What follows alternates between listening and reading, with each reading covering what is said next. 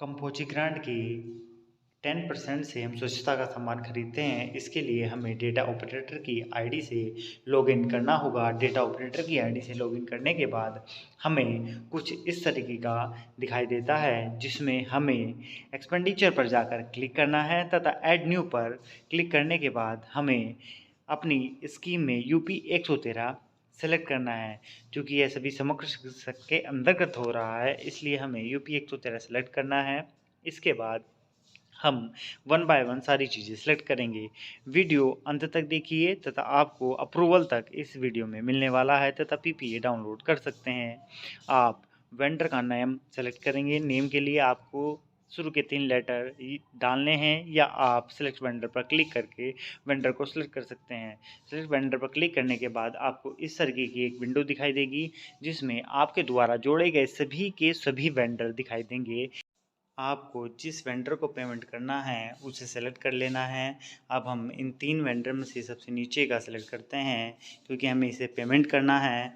अब हमें अपनी पत्रांक संख्या को मैनेज करना होगा। तो आप जिस तरीके से पिछले एक्सपेंडिचर में पत्रांक संख्या लिखी है, उसी तरीके से इसमें पत्रांक संख्या लिख सकते हैं। उसके बाद हम सैंक्शन डेट को डालते हैं। सैंक्शन डेट डालने के बाद हमें अमाउंट में अपनी ग्रांट का 10% डालना होगा। हमारा 5,000 होता है, इसलिए हम 5,000 लिख देते हैं। इसके बाद नरेशन में हमें स्वच्छता लिखना होगा, क्योंकि हम ये सभी पैसा स्वच्छता के लिए निकाल रहे हैं। इसके बाद सबसे महत्वपूर्ण चीज़ आती है कंपोनेंट कोड किस तरीके से डालें, इसलिए हमें कंपोनेंट कोड में COMP डालना होगा तथा सबसे पहला ऑप्शन F.01.18 जो कि कंपोजिट ग्रांट के लिए है, उसको डालकर हम अपने अमाउंट में 5,000 डाल देते हैं। 5,000 डालने के बाद आपको ऐड के बटन पर क्लिक करना है।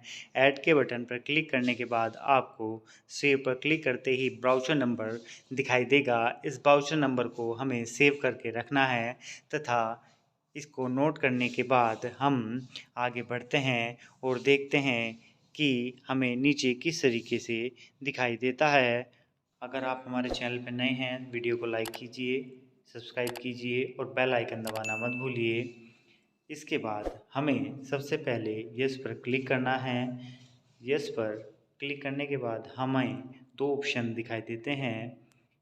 इन 2 ऑप्शनों में हमें सबसे पहला प्रिंटर डिवाइस को ऐड कर देना है। ऐड करने के बाद नरेशन में हमें स्वच्छता डालना है, क्योंकि हम ये सभी पैसा स्वच्छता के लिए निकाल रहे हैं।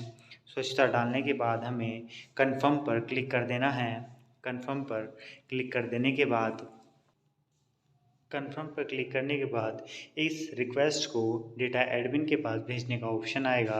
चलिए देखते हैं। आपको नीचे लिखा हुआ दिखाई दे रहा है details has been successfully confirmed.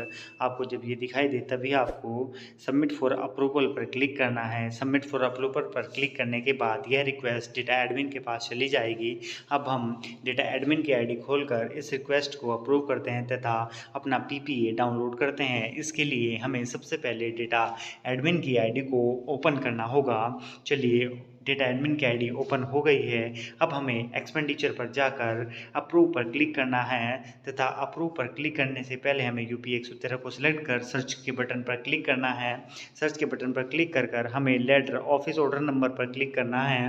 Order number पर क्लिक करने के बाद हमारे पास इस तरीके का एक इंटरफेस आता है, जिसमें लिखा है अप्रूव और रिजेक्ट। इस पर क्लिक करने के बाद हमें सबसे ऊपर अप्रूव लिखकर अप्रूव वाले बटन पर क्लिक कर देना है।